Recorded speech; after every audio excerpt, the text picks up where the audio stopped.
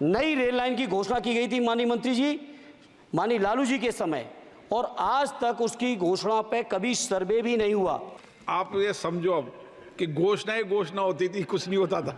उसके बाद 10 साल से तो आप भी हैं, 10 साल से ये भी हैं अध्यक्ष जी, ऐसा नहीं है 10 साल से ये भी बैठे हैं। घोषणा उन्होंने की तो पूरा करना इनकी भी जिम्मेदारी है कि अध्यक्ष जी विभाग नहीं बदल गया है, भारत सरकार की जिम्मेदारी है। अरे 10 साल का हिसाब दे दो, अरे 10 साल का हिसाब दे दो। चलिए धर्मेंद्र जी, अरे मेरे पास समय कम है, उसका दुरुपयोग ना करो। धन्यवाद अध्यक्ष जी। हालांकि हमारी पार्टी का समय नहीं था, बावजूद इसके आपने समय दिया रेल बजट पे बोलने के लिए, उसके लिए मैं आपका बहुत हृदय से धन्यवाद। अध्यक्ष जी, बहुत सारे साथियों ने बड़ी जिम्मेदारी की बात कही, जनरल बोगी बढ़ाने से लेके सफाई से लेके उन सभी चीज़ों के साथ अपने को जोड़ते हुए, चूँकि अध्यक्ष जी मैं आजमगढ़ संसदीय क्षेत्र से निर्वाचित होकर आया हूँ। आजमगढ़ संसदीय क्षेत्र अपने आप में बहुत ऐतिहासिक क्षेत्र है।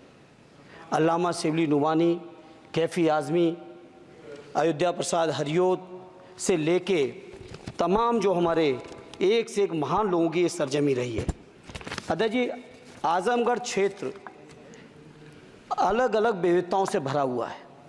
आजमगढ़ के लोगों को जहाँ रोज़गार के लिए मुंबई जाना पड़ता है, वहीं शिक्षा के लिए आजमगढ़ के लोगों को इलाहाबाद और प्रयागराज की ज़रूरत पड़ती है। प्रदेश की राजधानी लखनऊ है, देश की राजधानी दिल्ली है। इसलिए मैं अपनी ओर से अपने क्षेत्र के लिए आजमगढ़ से मुंबई, जो कोरोना से पहले माननीय मंत्री जी ध्यान दे दें, कोरोना से पहले आजमगढ़ से मुंबई एक रेल चलती थी जो कोरोना काल से बंद चल रही है। हमारा अनुरोध है कि उस रेल को न केवल वो साप्ताहिक थी, उस रेल को हर दिन के लिए शुरू किया जाए, बल्कि साथ ही साथ आजमगढ़ से लखनऊ, आजमगढ़ से इलाहाबाद, जहाँ पे इंटरसिटी से डेली लोग आवागमन कर सकें, आ जा सकें, उसके लिए इस ट्रेन को भी शुरू कराने की कृपा करें। साथ ही साथ अध्यक्ष जी, आजमगढ़ से दिल्ली जाने का केवल एकमात्र जरिया कैफिया ट्रेन है, और कैफिया ट्रेन के में बैठने का टाइम तो सुनिश्चित है, लेकिन कब पहुंचेंगे इस बात की कोई भी जिम्मेदारी और गारंटी नहीं है। इसे मंत्री जी मैं आपसे अनुरोध करूंगा कि आजमगढ़ से दिल्ली के लिए एक नई रेल लाइन, नई रेल ट्रेन शुरू करने की कृपा करें। मैंने जनरल बजट की चर्चा में भी जिक्र किया था, आजमगढ़ से बनारस से बायां आजमगढ़ गोरखपुर तक नई रेल लाइन का बड़ा प्रचार किया गया अध्यक्ष जी।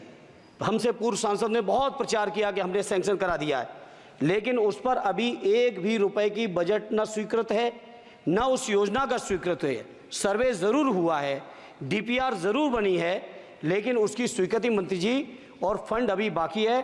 मैं उम्मीद करता हूं कि आप इसको ज़रूर ध्यान देंगे। साथ ही साथ अध्यक्ष जी, आजमगढ़ में जहानागंज से सठियाओं के बीच रेलवे ओवरब्रिज न होने की वजह से घंटों जाम लगता है। इसी तरह से दो जगह और हैं, कुटवा मझगवां, बालीपुर से रानी की सराय, डुगवा कोटवा रेलवे पर अंडरपास की बहुत ज़रूरत है। अध्यक्ष जी एक मिनट और लेंगे। मैं बड़ा सौभाग्यशाली हूँ अध्यक्ष जी कि उत्तर प्रदेश की 3 विभिन्न लोकसभाओं का मैंने प्रतिनिधित्व करने का मुझे मौका मिला, और वो तीनों ही क्षेत्र सदैव नेताजी की कर्मभूमि रहे, स्वर्गीय शरद यादव जी की कर्मभूमि रहे, माननीय अखिलेश यादव जी की कर्मभूमि रहे। इन तीनों ही क्षेत्रों की अलग अलग मांगें हैं, इसके लिए मैं आपसे थोड़ा सा अनुरोध करूंगा। अध्यक्ष जी, जब लालू प्रसाद जी, माननीय लालू जी देश के रेल मंत्री थे, उस समय एक योजना की घोषणा की गई थी इसी सदन में। वो घोषणा थी मैनपुरी से एटा, कासगंज होते हुए बदायूं, बदायूं से संभल होते हुए गजरौला तक नई रेल लाइन की घोषणा की गई थी माननीय मंत्री जी, माननीय लालू जी के समय, और आज तक उसकी घोषणा पे कभी सर्वे भी नहीं हुआ। इसलिए मेरा अनुरोध है, वो पुरानी योजना है। धर्मेंद्र जी, आप ये समझो अब कि घोषणा होती थी, कुछ नहीं होता था।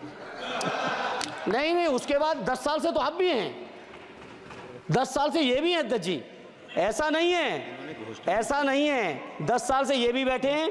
चूंकि हमारी पार्टी के पास समय कम है, इसलिए हम उसको ज़्यादा लंबा नहीं कहेंगे। दूसरा, मैनपुरी से घोषणा नहीं की थी, घोषणा उन्होंने की तो थी। पूरा करना इनकी भी जिम्मेदारी है कि अध्यक्ष जी विभाग नहीं बदल गया है, भारत सरकार की जिम्मेदारी है। आज जो ये मंत्री जी घोषणा करेंगे, अगले मंत्री की जिम्मेदारी बनेगी, अगले मंत्री की जिम्मेदारी बनेगी।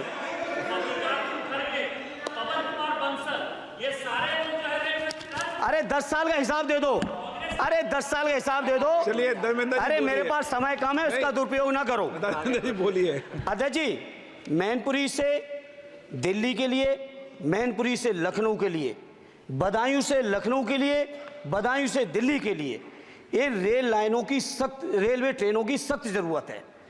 माननीय मंत्री जी, 5वें नंबर की आपकी इकोनॉमी आ गई। आपके पूर्व जो हमारे सदस्य हैं निशिकांत जी, आपके हिसाब से तो सब कुछ बदल गया रेल में। अरे कुछ तो दे दो कि केवल उधर के लिए सब कुछ है। बिल्कुल सही, केवल सब कुछ उधर के लिए है तो सबका साथ सबका विकास का नारा बंद करो। और अगर नारा देना है, नारे को सच बनाना है, प्रधानमंत्री जी की बात को सही साबित करना है, तो माननीय मंत्री जी ये जो मांगे हमने रखी हैं, आजमगढ़ लोकसभा के लिए रखी, मैनपुरी के लिए रखी, आजमगढ़ के लिए, बदायूं के लिए रखी, संभल के लिए रखी, एटा के लिए रखी, इन सभी को पूरी कर दीजिए मंत्री जी। और नहीं कर सकते हैं तो कम से कम इस सदन के अंदर तो सबका साथ सबका विकास नारा देना बंद ही कर दो।